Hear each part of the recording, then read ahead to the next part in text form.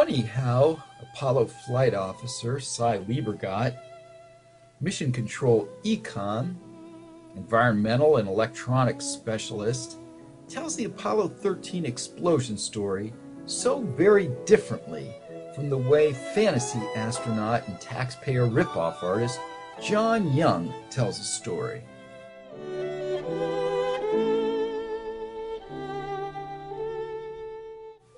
The way Leibergot tells the story, that night that the O2 tank blew on Apollo 13, boy, it couldn't have been any quieter. Really nothing going on. Nobody behind him. Least of all, no John Young.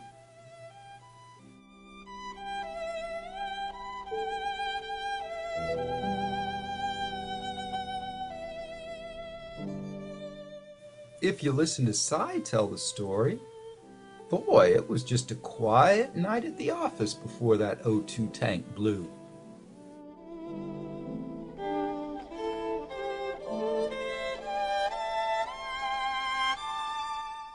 Matter of fact, according to Leibergot, it was downright boring there in Mission Control that night.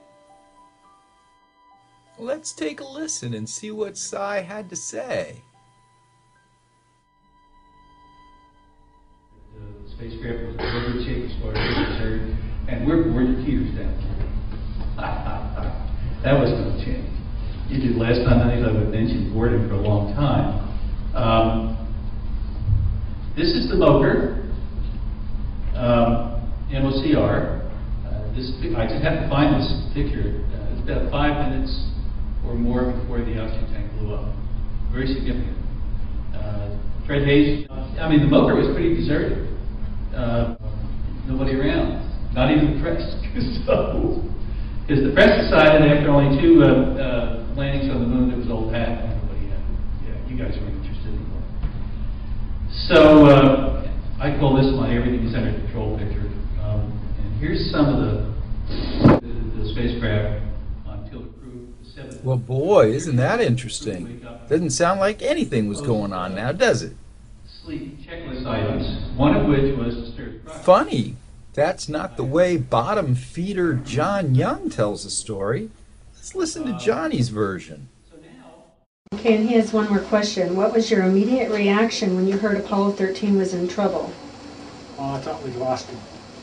I was in the Mission Control Center when the accident happened, and I looked up and I was looking over, saw Leibergot's shoulder, and I saw the oxygen pressure in this one tank had gone to 0 and the other one is falling. And Cy saying it looks like instrumentation to me, flight. And I'm saying that's not instrumentation, Cy. Those people will have no oxygen. I thought we lost the crew. Okay, and he has one more question. What was your immediate reaction when you heard Apollo 13 was in trouble? Come again, John? Can you say that for me one more time? So interesting. And I looked up and I was looking over, saw Leibergot's shoulder, and I saw the Is that so, John?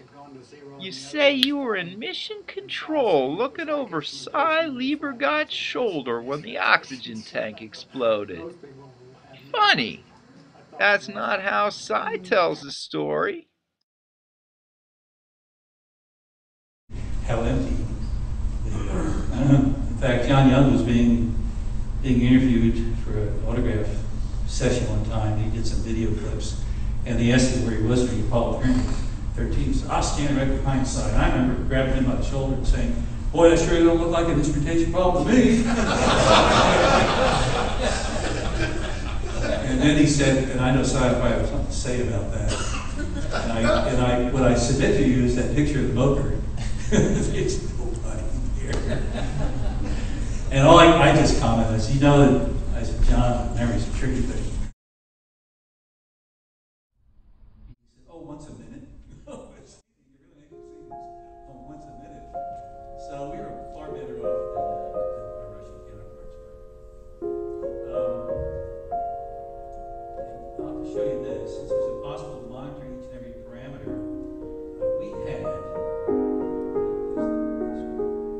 what we call limits in lights. And a lot more on the skyline.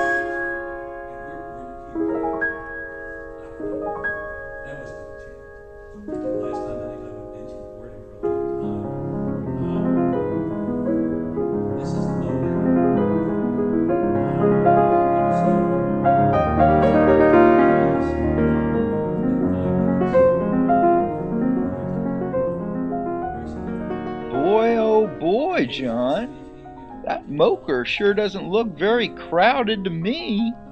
And you sure as shoot don't look like you're standing behind Cy Leibergot now, do you?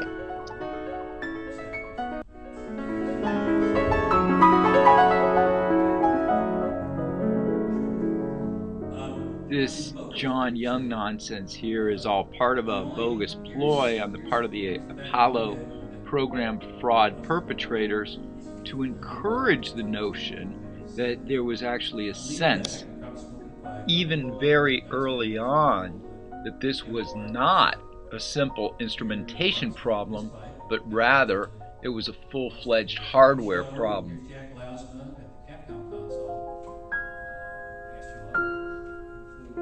And of course the whole thing is flat out fake.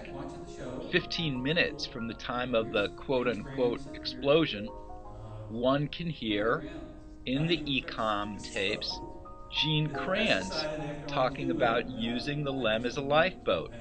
Now how is Gene Kranz going to know 15 minutes into this thing that it was such an emergency? No way. He had foreknowledge. The whole thing is fake.